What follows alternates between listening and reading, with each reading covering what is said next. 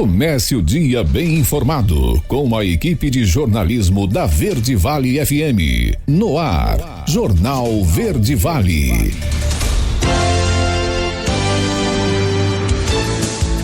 Olá, muito bom dia para você. Agora 6h34, começando mais uma edição do Jornal Verde Vale, aqui pela rádio número 1 da região, a 103,7.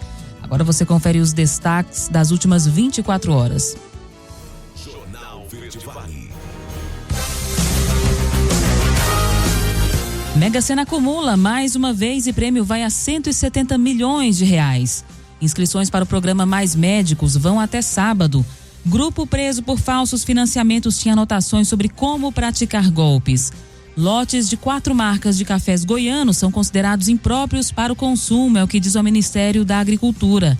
Segurança Pública terá acesso inédito a sistemas da Polícia Federal para combater fraudes bancárias e pedofilia em Goiás. Essas e outras notícias você confere a partir de agora no Jornal Verde Vale. A notícia em primeira mão. Jornal Verde Vale. Jornal Verde Vale. Verde Vale. Notícias do Brasil.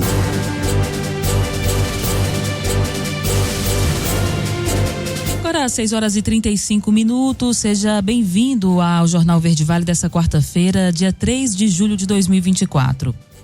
O concurso 2744 da Mega Sena, realizado ontem no Espaço da Sorte em São Paulo, não teve ganhador na faixa principal. Com isso, o prêmio acumulou e está estimado agora em 170 milhões de reais para o próximo sorteio, na quinta-feira. As 6 dezenas sorteadas foram 10, 25, 26, 33, 34 e 38. A quina teve 102 bilhetes premiados e cada um vai receber R$ 54.826. R$ 8.310 acertadores da quadra terão um prêmio de R$ 961,37 cada. Para o próximo sorteio da Mega Sena, as apostas podem ser feitas até às 19 horas pelo aplicativo Loterias Caixa e no portal Loterias Caixa. O jogo também pode ser feito nas casas lotéricas de todo o país. A aposta simples com 6 dezenas marcadas custa R$ 5,00. O município de Joinville, em Santa Catarina, vai começar a produzir mosquitos Aedes aegypti infectados com uma bactéria para ajudar a combater a dengue na cidade. A expectativa é iniciar a soltura dos primeiros mosquitos ainda nesse mês de julho. A biofábrica do método, que foi entregue na segunda-feira pela prefeitura, começou a receber equipamentos da Fundação Oswaldo Cruz, que serão instalados nas próximas semanas. A bactéria, que está presente em 60% dos insetos na natureza e não causa danos aos humanos, impede que o vírus, não só da dengue, mas zika, chikungunya e febre amarela urbana, se desenvolvam nos insetos, contribuindo assim para a redução das doenças. Os mosquitos serão liberados em Joinville e vão se reproduzir com os Aedes aegypti locais. Aos poucos, eles vão estabelecer uma nova população de mosquitos que não transmite dengue e outras doenças. 6h37, dermatite atópica. Consultas públicas estão abertas à população. Carolina Cassola é quem traz os detalhes.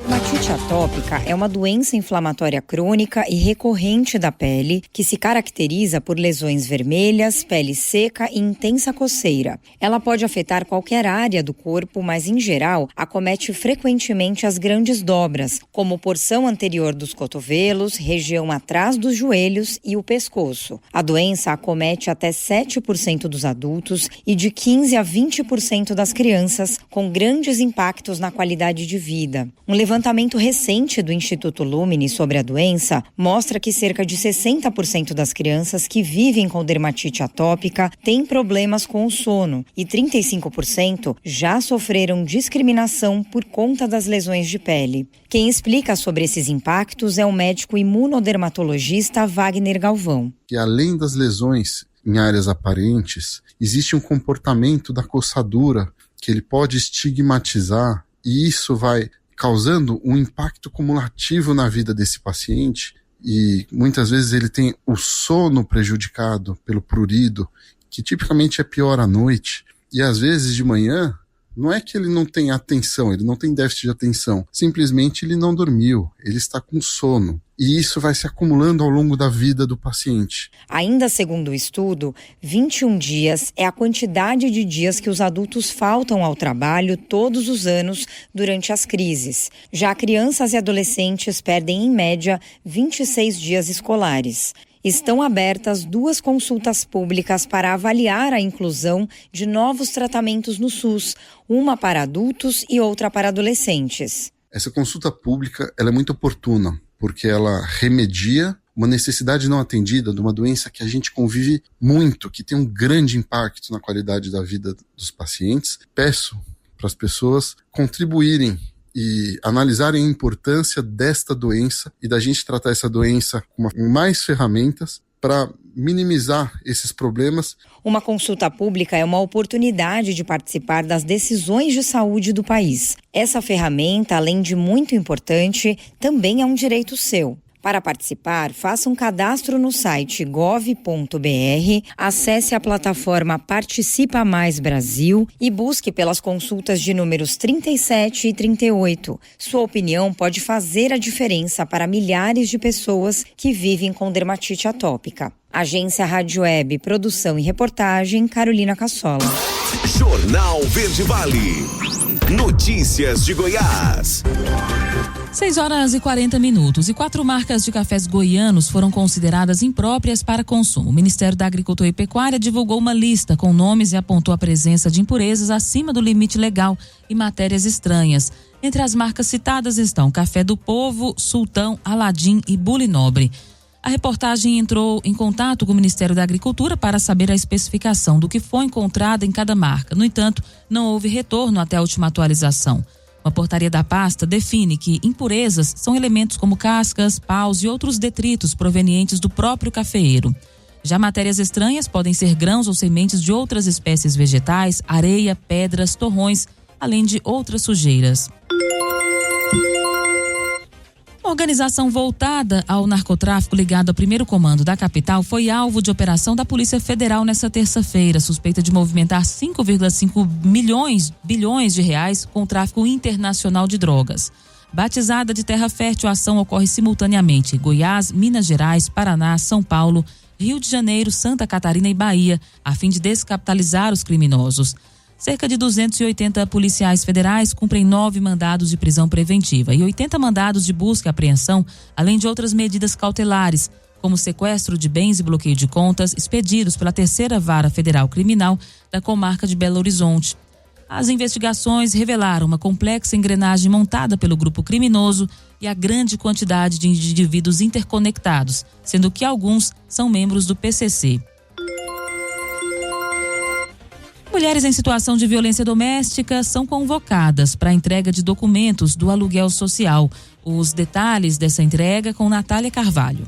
A Agência Goiana de Habitação e a Secretaria de Estado da Infraestrutura estão convocando mais 600 mulheres em situação de violência doméstica para a entrega de documentos do aluguel social até o dia 25 de julho.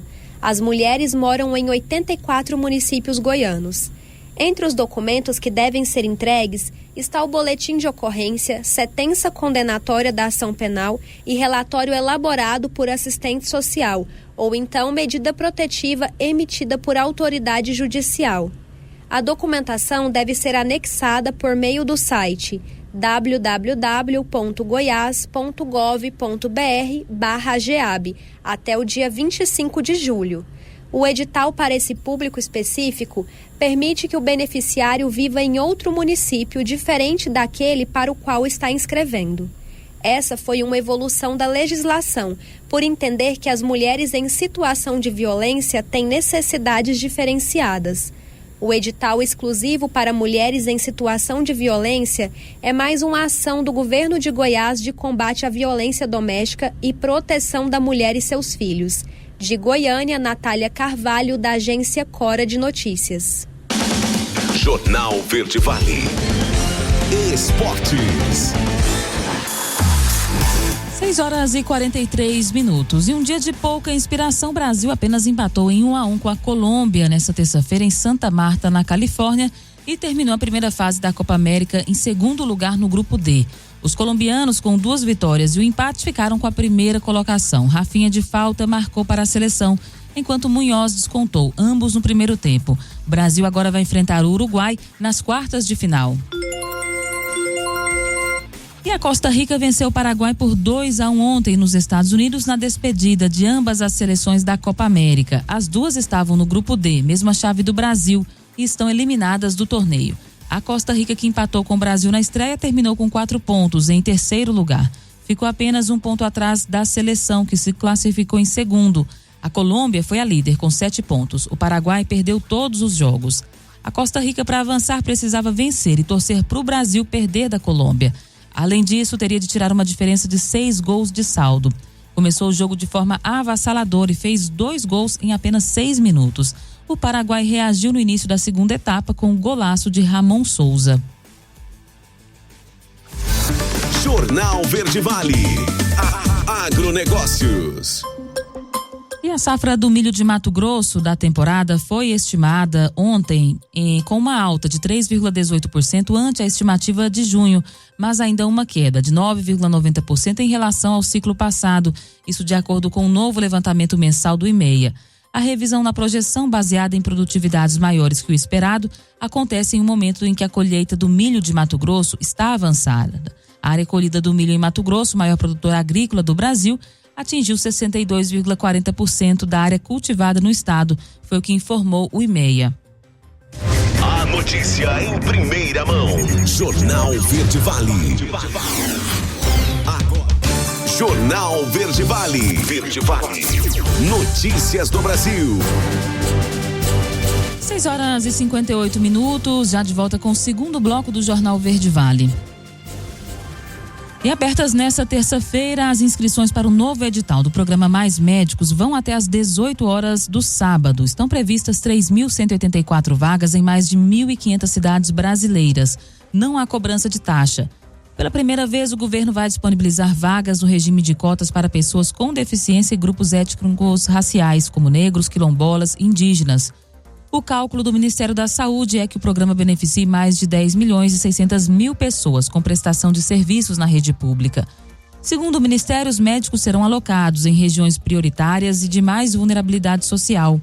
Os profissionais vão atuar no primeiro atendimento realizado nas unidades básicas de saúde, que são responsáveis pelo acompanhamento da situação de saúde da população, prevenção e redução de agravos. Preencher os vazios assistenciais que desde 2018 deixaram de ser atendidos é uma forma de resgatar o direito e o acesso da população à saúde, foi o que apontou o governo em publicação. E após mais de 5 meses da pior epidemia de dengue já registrada no estado, o governo de Minas Gerais declarou o fim da situação de emergência em saúde pública provocada por arboviroses. Em março, o estado chegou a responder por praticamente 1 em cada 3 casos prováveis de dengue contabilizados em todo o país. Mesmo com a melhora no cenário epidemiológico, Minas Gerais segue em primeiro lugar no ranking de números absolutos, com 1.655.210 casos prováveis da doença desde janeiro.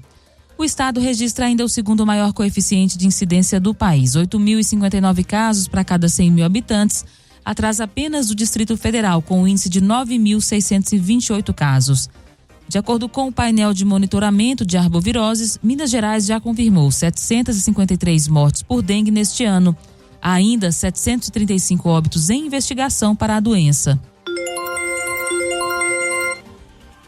E as restrições previstas na lei eleitoral começam no dia 6. Quem traz os detalhes dessas restrições é Norberto Notari.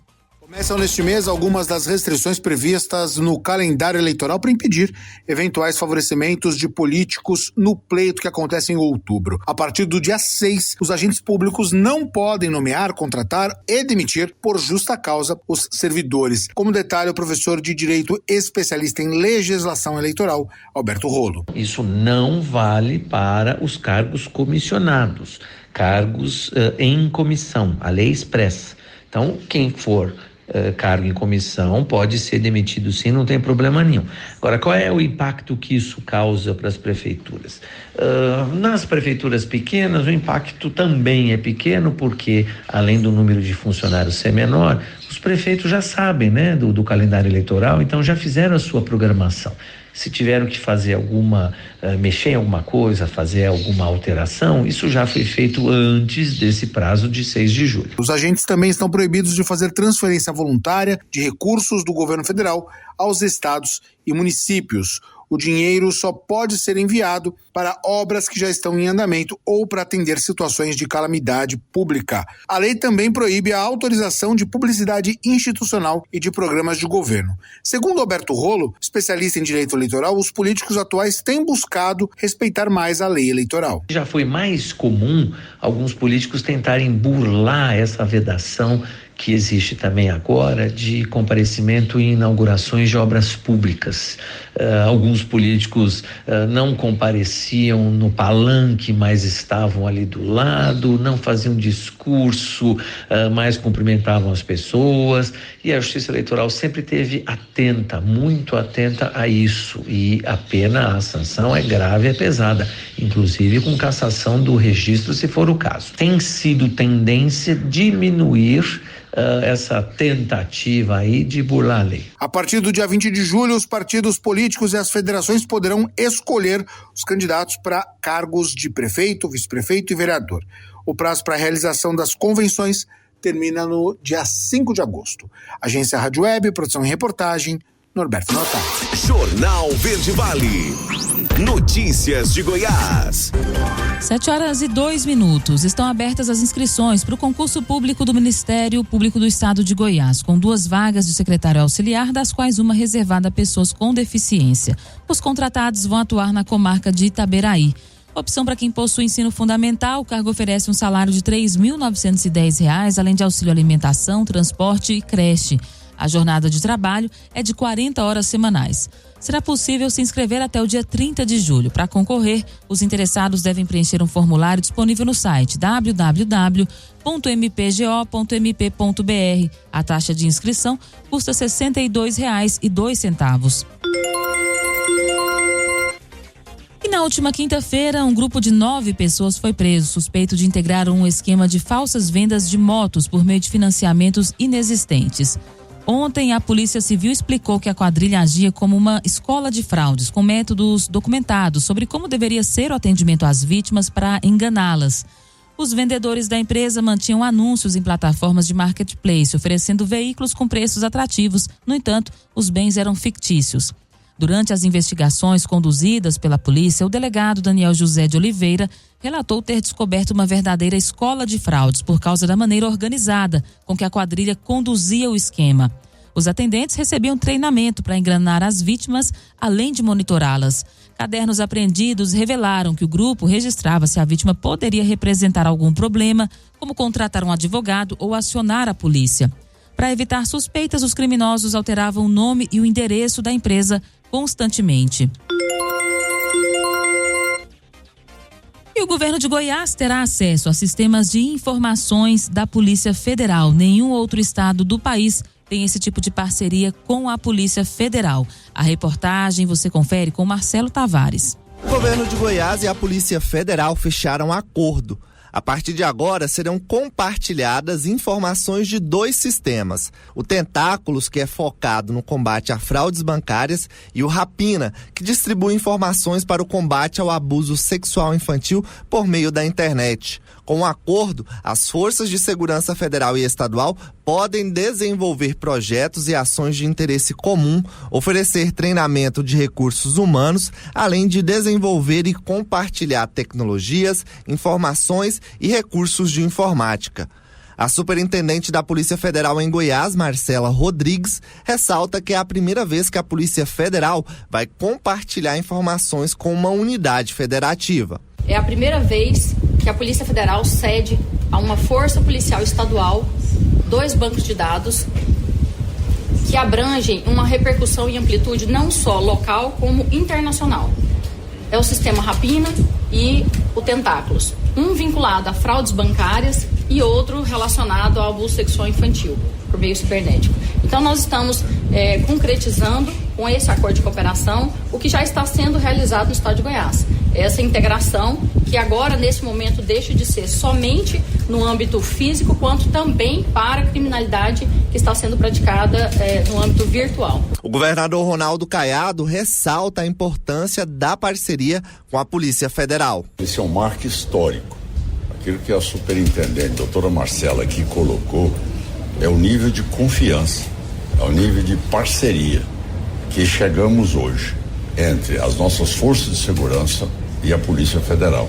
Momento onde eles hoje concedem a nossas áreas de segurança em Goiás duas estruturas extremamente importantes, capazes de poder dar condições para identificarmos crimes bancários cibernéticos. A outra é o sistema Rapina, que vem trazer aquilo que todos nós sabemos que precisa ser duramente combatido. É inadmissível nossas crianças e jovens estarem passando aí por esse processo todo de exposição, de crime, de pedofilia e realmente não tendo ainda um combate à altura para ter uma repressão que possa mostrar ao país que é possível dar tranquilidade para as nossas crianças e jovens. Para a execução do acordo de cooperação técnica, não haverá transferência de recursos financeiros ou doações de bens. Cada corporação responde pelos seus investimentos conforme a capacidade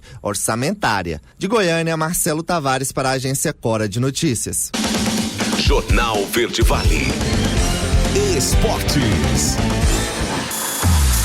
7h07 agora. Vamos falar de Série B. Após 4 jogos sem vencer, o Goiás encerrou o jejum. Verdão fez o dever de casa na noite de ontem pela 13ª rodada e bateu o América Mineiro, até então o líder da competição, por 2-1.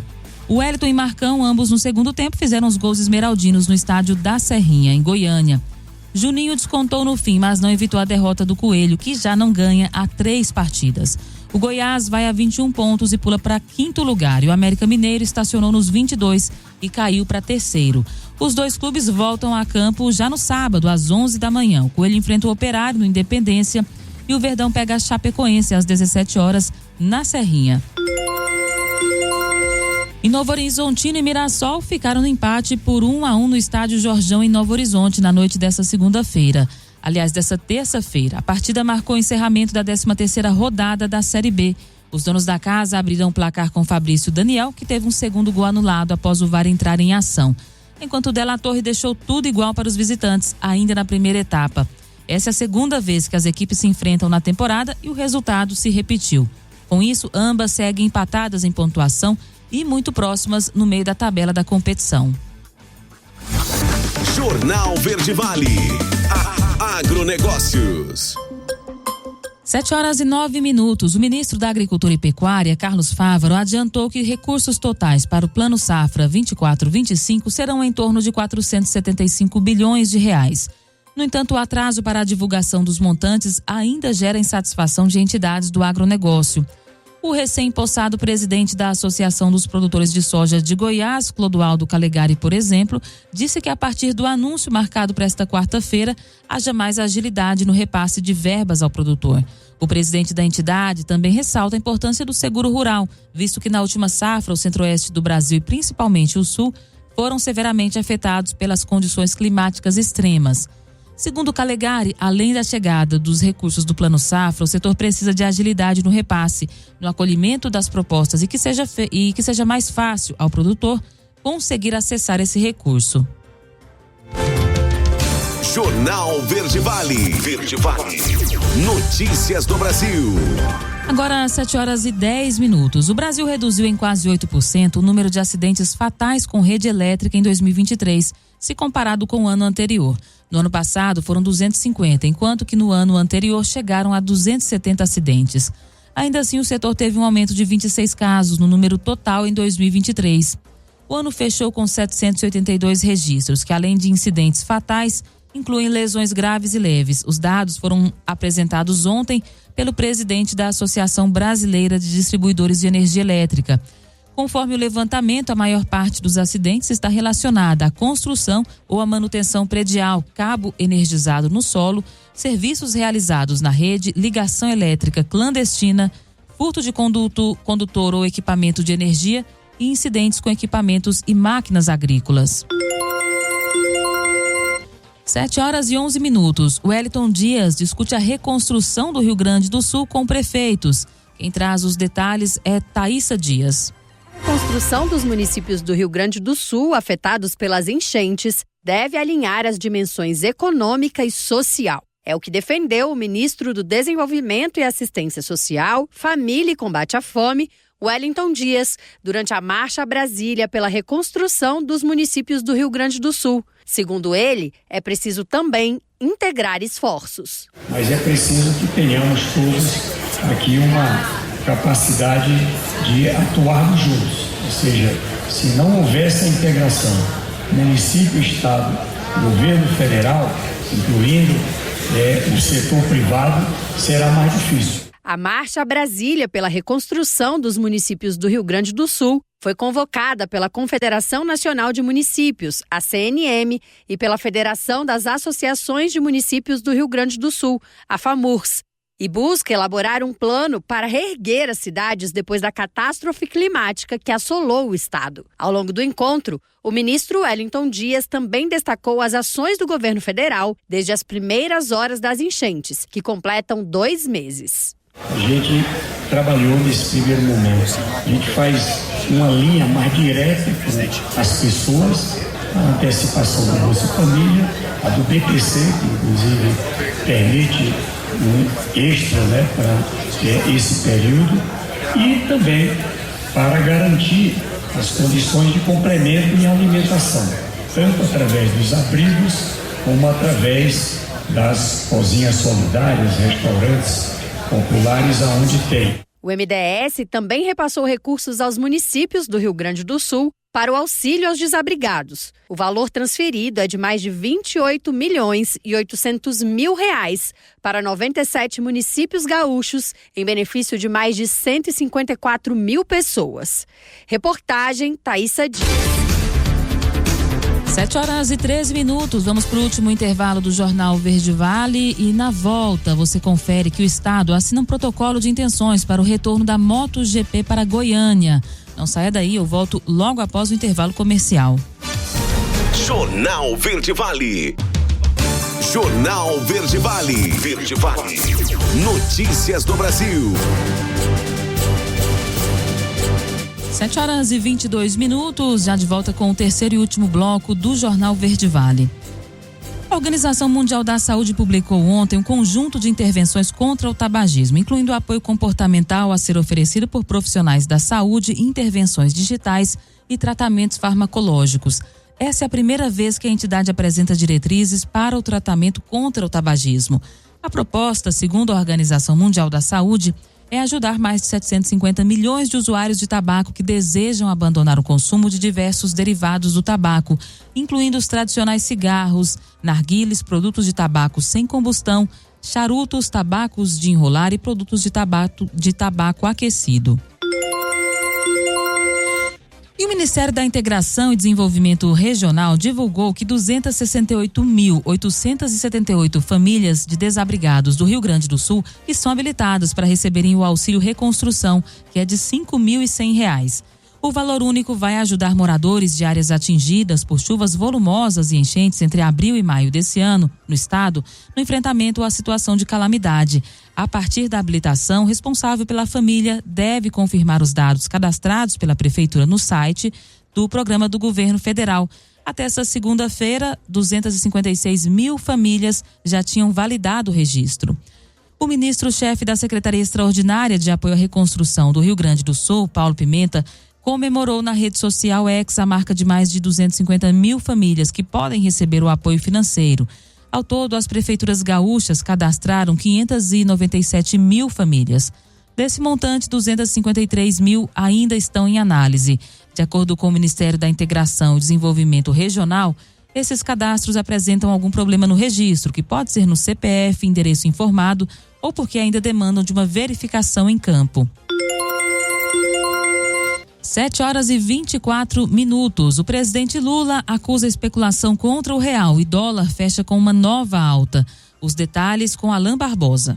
O dólar fechou a terça-feira cotado a R$5,66, após encostar em R$5,70 durante o dia. É a terceira alta seguida da moeda norte-americana. Apesar de analistas atribuírem a desvalorização da moeda brasileira às críticas do presidente Luiz Inácio Lula da Silva ao presidente do Banco Central, Campos Neto, o mandatário do país avalia de outra forma. Em entrevista à Rádio Sociedade de Salvador, Lula estimou que o real está sofrendo um ataque especulativo. O mundo não pode ser vítima de mentiras. A gente não pode inventar as crises. Semana passada eu dei uma entrevista no UOL. Depois da entrevista, alguns especialistas começaram a dizer que o dólar tinha subido por conta da entrevista do Lula.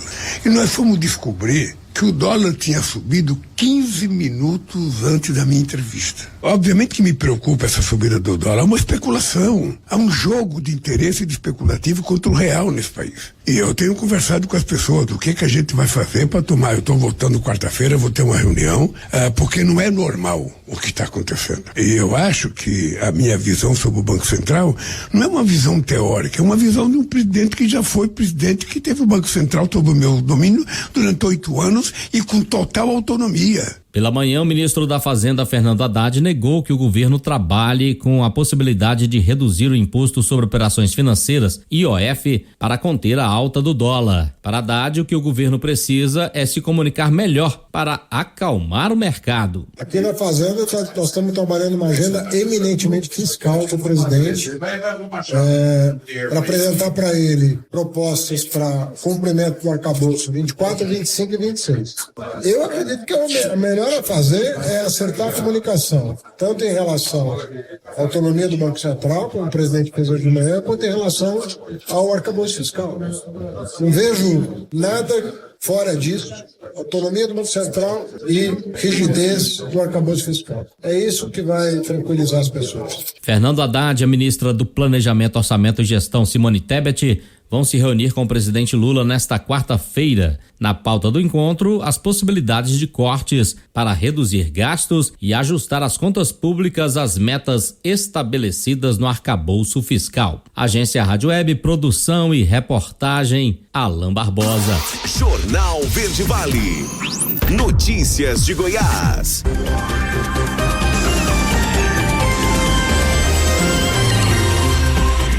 7h27 agora. Em junho de 2024, a indústria de laticínios do estado de Goiás registrou um aumento expressivo nos preços médios da cesta de derivados lácteos em comparação com o mês anterior.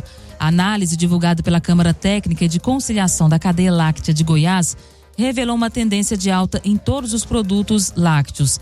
Os dados apontaram para um aumento de 18,25% no preço médio do queijo mussarela, seguido por um aumento de 15% no preço do leite UHT integral. O leite condensado também apresentou um aumento de 8%, enquanto o leite em pó e o creme de leite tiveram altas de 6% e de 0,81% respectivamente. Considerando as variações individuais de cada produto, o índice da cesta de derivados lácteos apresentou uma variação ponderada de 12,49% no mês de junho positivo. Esses dados fornecem informações valiosas para produtores do setor, permitindo uma análise mais aprofundada das tendências de preços e contribuindo assim para a tomada de decisões estratégicas em um mercado lácteo dinâmico como o de Goiás. Isso foi o que explicou Pedro Leonardo Rezende, o secretário de Agricultura, Pecuária e Abastecimento de Goiás. E recebeu sanção do governador em exercício, o vice-governador Daniel Vilela. Está no Diário Oficial do Estado a lei estadual, originalmente o processo do número 14.122, que alterou a lei estadual de 9 de agosto de 2021, instituidora do programa Mães de Goiás. O objetivo dessa alteração da lei, segundo a própria governadoria, é para assegurar a efetividade e adequação contínua do programa Mães de Goiás às dinâmicas sociais e econômicas enfrentadas pelas beneficiárias. No texto é colocado que assim o programa vai continuar a ser uma ferramenta eficaz de suporte social.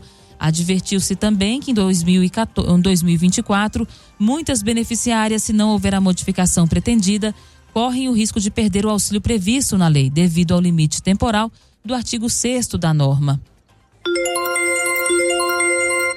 O estado assinou um protocolo de intenções para o retorno do MotoGP para Goiânia. Quem traz os detalhes dessas intenções é Marcelo Tavares. O governo de Goiás assinou um protocolo de intenções com a empresa Dorna Esportes, responsável pela realização das etapas da MotoGP, a maior categoria da Federação Internacional de Motovelocidade. O objetivo é trazer a etapa sul-americana da categoria para Goiânia, no Autódromo Internacional Ayrton Senna, nos anos de 2026, 2027 e 2028, renováveis para 2029 e 2030. A primeira etapa ocorreria em março de 2026. Agora, o governo de Goiás inicia a discussão das minutas jurídicas do contrato da etapa brasileira com a Dorna. A expectativa é que, se tudo ocorrer conforme o esperado, o contrato seja assinado entre a empresa e o estado até o final do mês de agosto. Goiânia anseia ser a sede da etapa sul-americana de motovelocidade, substituindo o GP da Argentina. A última edição da MotoGP no Brasil foi em 2004, no circuito de Jacarepaguá, no Rio de Janeiro. Goiânia tem um histórico significativo na motovelocidade, tendo sediado as etapas de MotoGP nos anos de 1987, 1988 e 1989, no antigo Autódromo Internacional de Goiânia. De Goiânia, Marcelo Tavares para a Agência Cora de Notícias. Jornal Verde Vale. Esportes.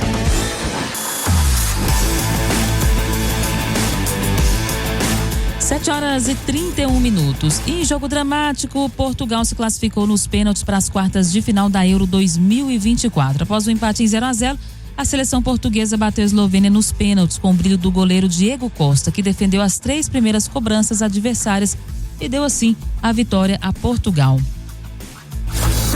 Jornal Verde Vale. Agronegócios.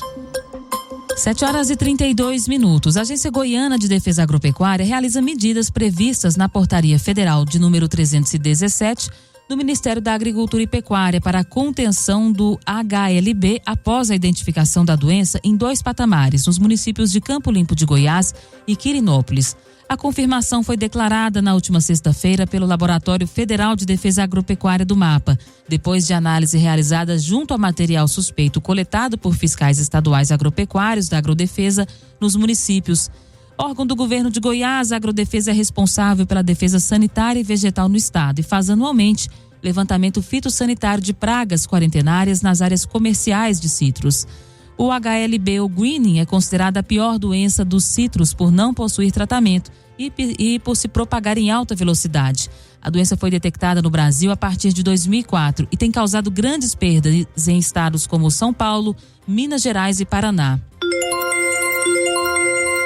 E setores da indústria e serviços aqui no estado de Goiás apresentaram um crescimento significativo. Marcelo Tavares é quem traz os detalhes desse levantamento. Dados do boletim divulgado pelo Instituto Mauro Borges mostram que os setores de indústria e de serviços em Goiás cresceram 14,1% e 5,5%, respectivamente, na comparação de abril de 2024 com o mesmo mês do ano anterior. O resultado contribuiu positivamente para o crescimento de 1,8% do PIB mensal goiano no período. No acumulado do ano, a indústria apresentou alta de 9,2%, enquanto o setor de serviços registrou um aumento de 3,2%. Em relação à indústria, ainda comparado com o mesmo mês do ano anterior, as atividades que tiveram variações positivas em abril foram os serviços industriais de utilidade pública, indústria de transformação e construção. Além disso, um dos destaques positivos do setor industrial goiano no primeiro quadrimestre foi a atividade de produção de biocombustíveis. Já as atividades que impactaram positivamente o setor de serviços foram o comércio, transporte e armazenagem, informação e comunicação e outros serviços. De Goiânia, Marcelo Tavares para a Agência Cora de Notícias.